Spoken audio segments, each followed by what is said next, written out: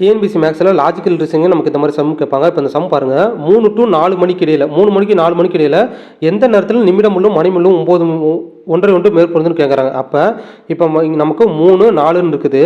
இப்போ 3 to 4க்கு இடையில் இந்த 3லேருந்து 4க்கு இடையில் இப்போ சின்ன முள்ளும் பெரிய முள்ளும் இந்த 3லேருந்து இந்த 4க்கு இடையில் எங்கெங்கே மேற்பொருந்துன்னு கேட்குறோம். அதாவது ஏதோ ஒரு இடத்துல நமக்கு மேற்பொருந்தும், அந்த டைம் வந்து தெரியல. அப்போ இப்போ சின்ன முள்ளும் பெரிய முள்ளும் கரெக்டாக இந்த 3ல் இருக்குன்னா நமக்கு டைம் எவ்வளவு?